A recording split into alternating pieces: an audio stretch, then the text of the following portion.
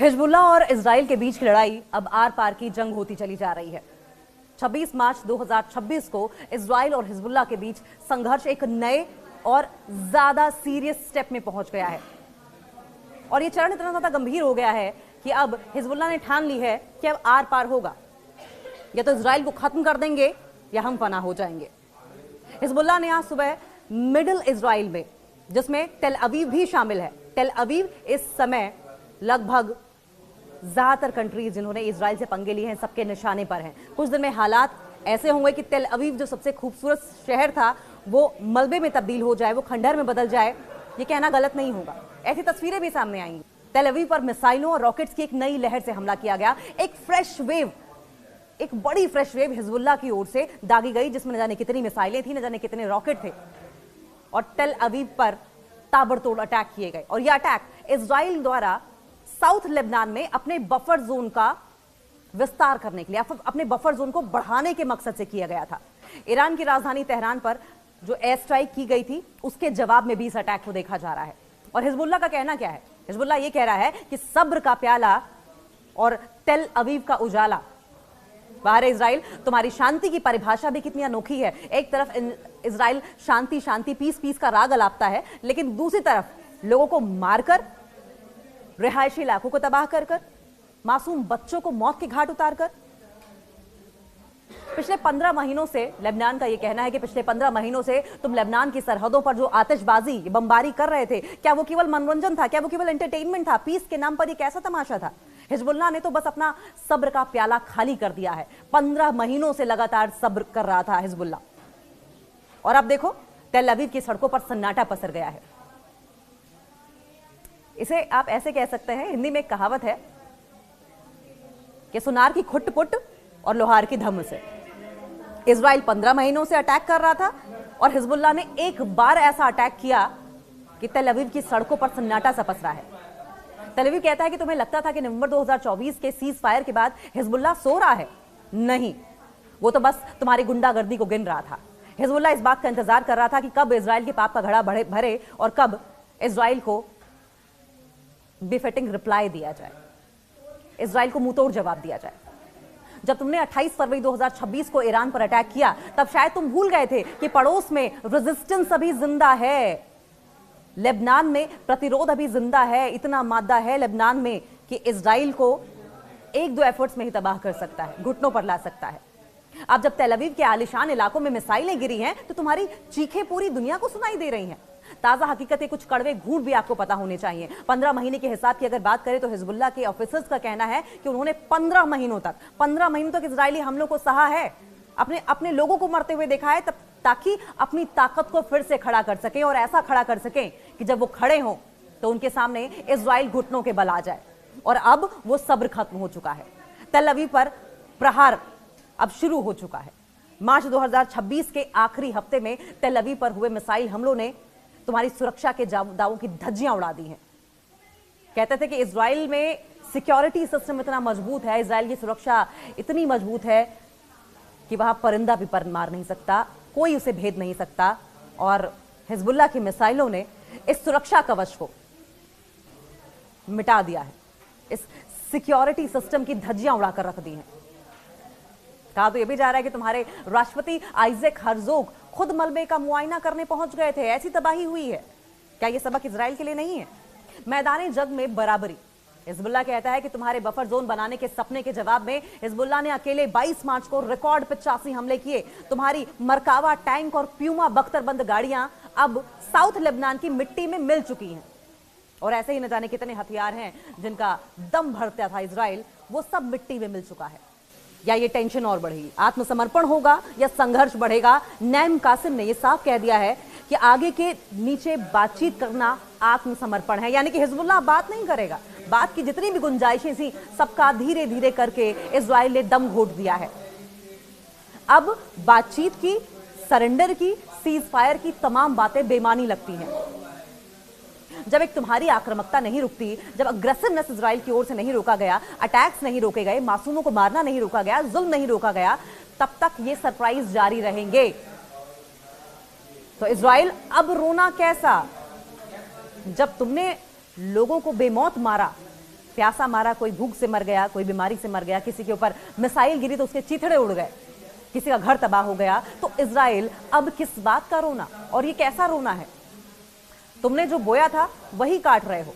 जो बोया बीज बबूल का, तो आम कहां से खाए? हिजबुल्ला ने तो बस इनफ इज इनफ का अनुवाद, इनफ इज इनफ का ट्रांसलेशन, इनफ इज इनफ का मतलब तुम्हें समझाया है, तुम्हारी ही भाषा में इसका जवाब दिया है। तेल अवीव में जो सायरन बज रहे हैं वो तुम्हारी 15 महीने की जातियों का म्यूजिक समझ लीजिए आप। ये म्यूजिक भर है, ये वो मेलोडी है जो आप 15 महीनों से लगातार सुनाते आए हैं, और ये मेलोडी अब आज तुम्हें रास नहीं आ रही है। सुन सको तो सुन लो। और अगर आज की ताजा घटना की बात की जाए तो तेल अवीव पर अटैक किया गया। हिजबुल्ला ने थर्सडे की सुबह, यानी कि आज की सुबह, मध्य इजराइल में, मिडिल इजराइल के जो मिलिट्री बेसेस थे उन्हें टारगेट करते हुए ताबड़तोड़ मिसाइलें दागी। तेल अवीव और आसपास के शहरों में हवाई हमले के सायरन गूंजने लगे। अब इस पर हिजबुल्ला क्या तर्क दे रहा है यह समझना बहुत जरूरी है। इस ग्रुप के प्रमुख हैं नैम कासिम। नैम कासिम ने कहा कि हमले पिछले 15 महीनों से इजराइल द्वारा किए जा रहे उल्लंघनों, उनकी मनमानियों का जवाब है, हालिया आक्रामकता का करारा जवाब है। जो अत्याचार लगातार, जो जुल्म लगातार इजराइल की ओर से किए जाते रहे, ये उसका एक छोटा सा जवाब है। और इस छोटे से जवाब दे सबको सन्न कर दिया है, लाजवाब कर दिया है। इजराइल में सड़कें खामोशी से भरी हुई हैं, गलियों में सन्नाटा पसरा है। उन्होंने साफ किया कि आग के नीचे बात करना आत्मसमर्पण के सम्मान है, और हम बातचीत नहीं करेंगे। इजराइल की कार्रवाई की अगर बात की जाए तो इजरायली प्रधानमंत्री बेंजामिन नेतन्याहू ने अब यह डिक्लेयर किया है कि उनकी सेना लेबनान के अंदर बफर जोन को और गहरा कर रही है और लिटानी नदी तक कंट्रोल करने की कोशिश कर रही है। उनके एफर्ट्स ऐसे हैं कि लिटानी नदी तक इजराइल की सेनाएं पहुंच जाए, इजरायली फोर्सेस पहुंच जाए। अब अगर हताहतों की बात की जाए, कितने इंजर्ड हुए हैं और कितना नुकसान हुआ है इजरायलियों का, तो देखिए इमरजेंसी सेवाओं के मुताबिक आज सुबह सुबह की अगर बात की जाए तो हमलों में किसी के हताहत होने की खबर नहीं है, क्योंकि ज्यादातर रॉकेट्स को इंटरसेप्ट कर लिया गया था, इजराइल का दावा है। हालांकि पिछले कुछ दिनों से बॉर्डरिंग इलाके जो है, बॉर्डरिंग रीजन जो है, वहां पर बहुत जबरदस्त तबाही हुई है। हिजबुल्ला का यह कहना है कि उन्होंने 15 महीनों तक पेशेंस रखा ताकि डिप्लोमेसी से, बातचीत से, डायलॉग से हल निकल पाए, कूटनीति को अवसर मिल सके। लेकिन इजराइल ने सीज फायर की शर्तों का पालन नहीं किया, सीज फायर की धज्जियां उड़ाई, समय समय पर अपनी सहूलियत के हिसाब से धज्जियां उड़ाता गया, जिसके कारण उन्हें अब यह कदम उठाना पड़ा है।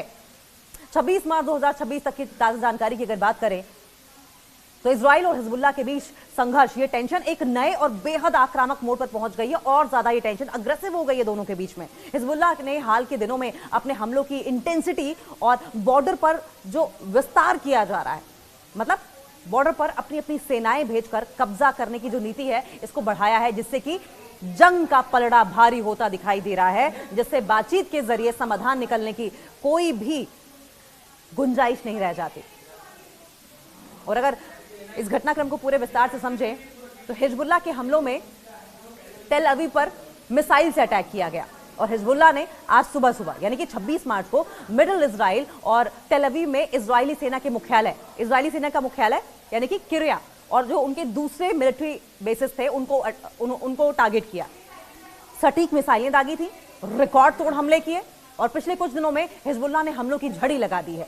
अकेले 22 मार्च को हिजबुल्ला ने 63 हमलों की जिम्मेदारी ली, जो अब तक का एक रिकॉर्ड है। हथियारों का आधुनिक इस्तेमाल किया गया हिजबुल्ला की ओर से, एडवांस वेपन्स है उनके पास। हिजबुल्ला अब तक न केवल रॉकेट बल्कि भारी संख्या में आत्मघाती ड्रोन्स यानी कि अनमैन्ड एरियल व्हीकल UAVs और लंबी दूरी की मिसाइलों का उपयोग कर रहा है। रिपोर्ट्स के मुताबिक उनके पास लगभग 25,000 रॉकेट्स का जखीरा अब भी है। तो इजराइल को अंदाजा होगा कि हिजबुल्ला क्या कर सकता है। और सिर्फ बात यहीं तक नहीं है, बात यह है हमास, ईरान, हूथी, हिजबुल्ला, कितने फ्रंट्स पर जंग लड़ेगा इजराइल, और अगर लड़ता भी है तो कब तक सस्टेन कर पाएगा। यहां इजराइल के जवाबी हमलों और उसमें अमेरिका की भूमिका का जिक्र करना भी जरूरी है। इजराइल के जवाबी हमलों की अगर बात करें, क्या काउंटर अटैक्स इजराइल की ओर से किए गए, तो हिजबुल्ला के तेल अवीव पर हमलों के बाद इजराइल ने ऑपरेशन नॉर्दर्न एरोज को और तेज कर दिया।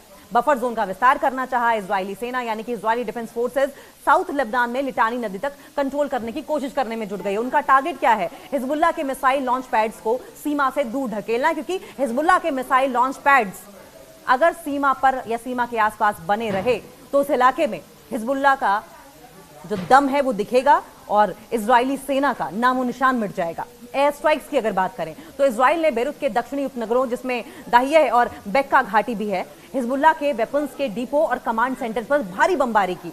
क्यों? क्योंकि उन्हें इस बात का अंदाजा है कि हिजबुल्लाह अगर वहां टिका रहा तो इजराइल के साथ क्या हो सकता है। ईरान पर प्रेशर।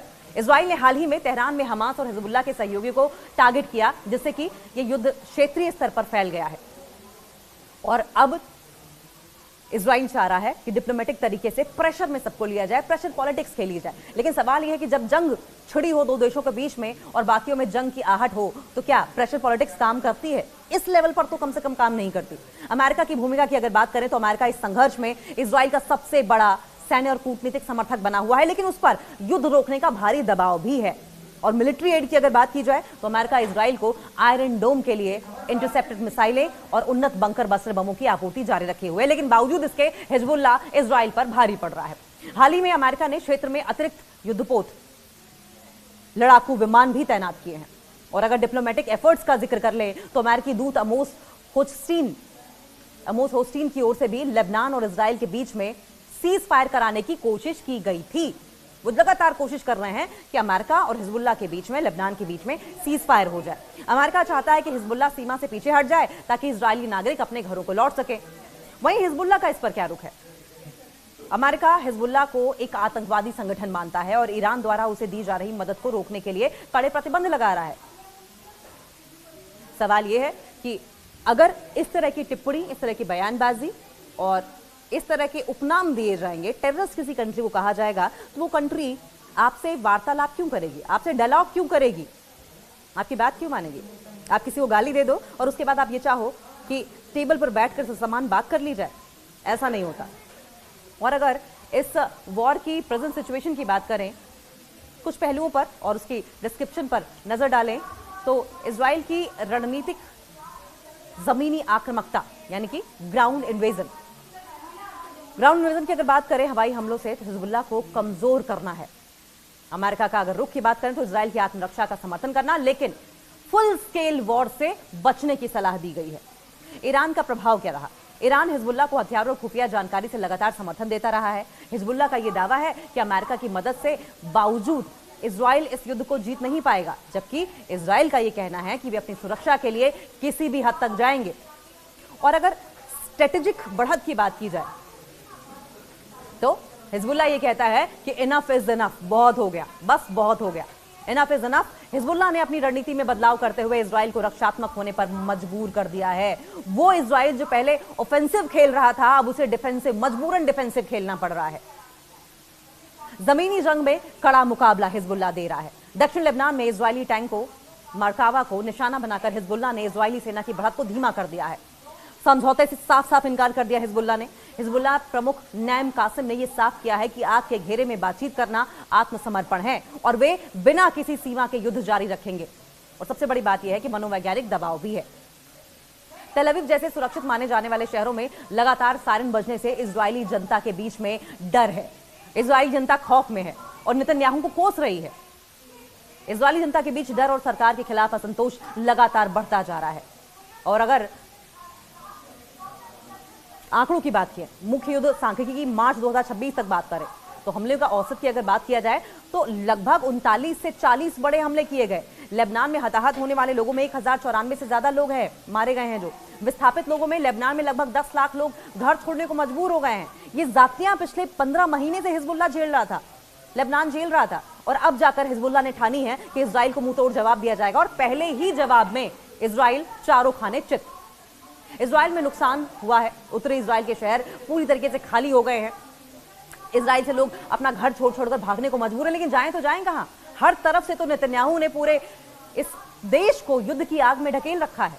किस कोने में जाए? हर कोना इस वक्त युद्ध की जंग में जलता हुआ नजर आ रहा है। कहां मुंह छुपाएं? और ये सब नेतन्याहू और डोनाल्ड ट्रंप की देन है।